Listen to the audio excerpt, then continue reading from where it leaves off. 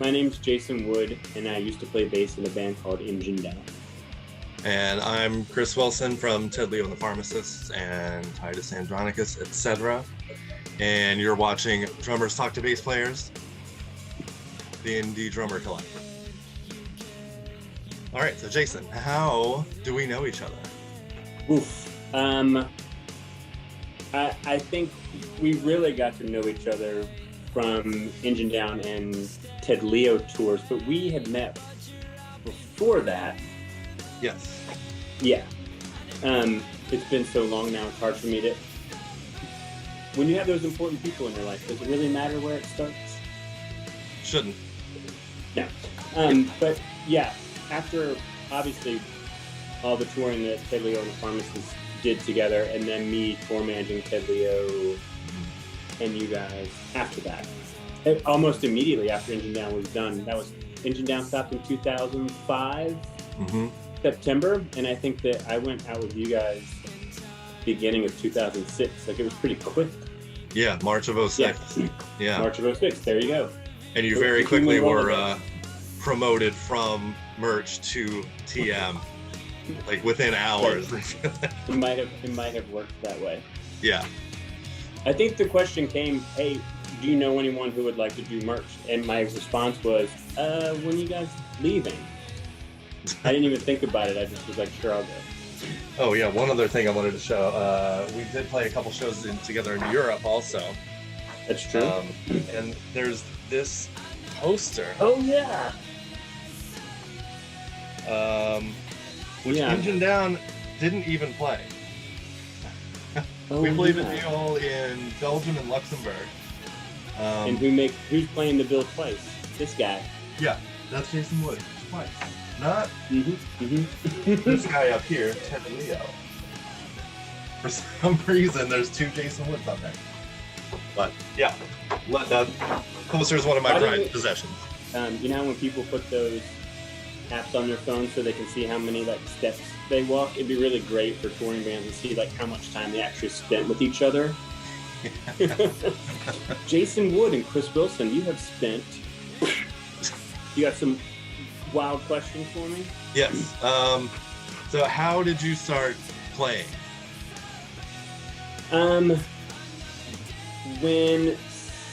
Before Sleepy Time Trio ended, Jonathan and I were talking about doing a band together, and Jonathan did not want to play drums. He wanted to play guitar in a band. And our friend Jeremy, who was the first guitar player in Engine Down, had always played bass in bands. And then we found, I'm obviously not a drummer, and we saw Cornbread play, and we were like, that dude for sure. And then the instrument that was left was bass, and so I kind of started playing bass when Engine Down. So I had played bass before and owned one, but had never played more than a few hours a week or even every couple weeks. What is your favorite thing about Cornbread's playing? My learning to play bass was literally following Cornbread's bass drum. Yeah. That's why a lot of the Engine Down parts are me just hitting with him and then straying away for a second, but I guess it's that locked in a pocket thing. And the way that, when we first started, of course, we were not trying to write a Hoover record, but of course that's kind of what happened. And the guitars were so dissonant and wailing that the two of us kind of had to be together, that rhythm section to hold it down. And then we just kind of continued that throughout the band until the end, really. Usually Keeley and Cornbread would kind of come up with a part or two, and then Jonathan and I would come in, and then Cornbread and I would just work kind of together on those parts. But I owe being a bass player to Cornbread's drumming. I never probably would have played bass in my life, and I probably would never play the bass the way that I did because of Cornbread.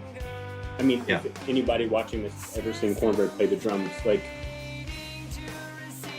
it's fierce. Yeah.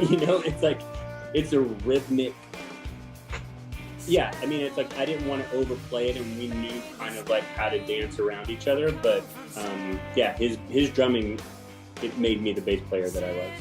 Mm-hmm. Yeah, he's been talked about on the Slack chat that we all have quite a bit.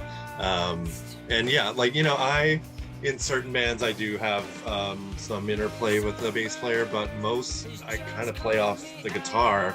But you two definitely had a connection like I haven't seen very often. Thanks. I mean, I do think that there's a lot of parts where it's just Cornbread and I playing together. And I think that that's like just how we structured and wrote songs. It was just kind of like, well, this should be by itself for a second. And there were like, if we were going to come up with bridges, sometimes it was just the guitar stopping, and then Cornbread and I building that bridge back into whatever the next part was going to be. Before we did this interview, I actually went back and listened to some of it for a while, and especially on Demure. I think that that's when Cornbread and I like figured each other.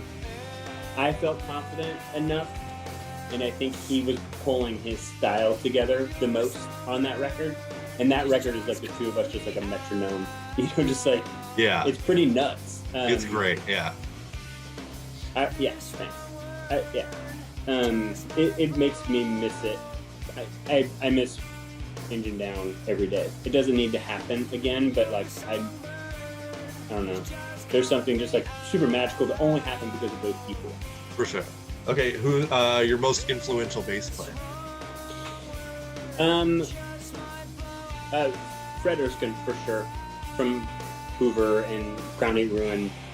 You know, Engine Down. We knew when we started when Engine Down started, we wanted to be like a 3-1G band. Like we wanted to be chaotic and nuts, but Sleepy Time had already kind of done that, and we kind of figured out really quickly that writing music like that is not something that we could pull off. Not that Hoover songs are easy. Anyway, like we were just so influenced by that. And by that time, Hoover had stopped, and all like regular walks had started, and Crown 8 Ruin had started, and that style of playing bass was just so unique to me, and something that I felt. Joe Lally's obviously one of my favorite bass players too, but there's something about the way that Fred plays the bass that I was like drawn into and can almost like separate everything else, and like my ears were just hearing that. Yeah. Nick from Shotmaker for sure.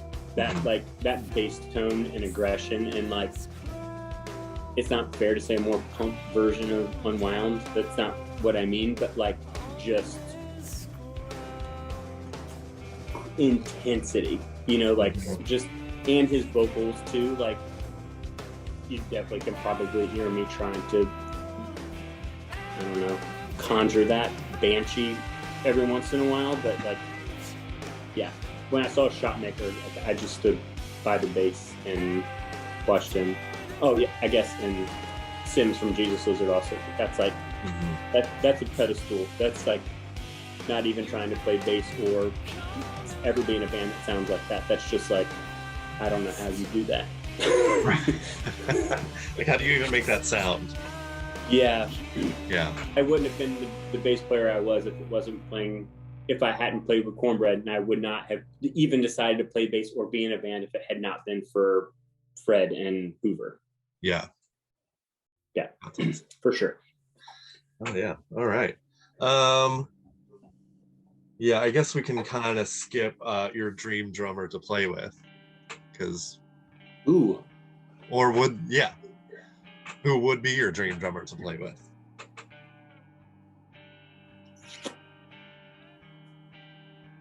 Man, I don't know. I've never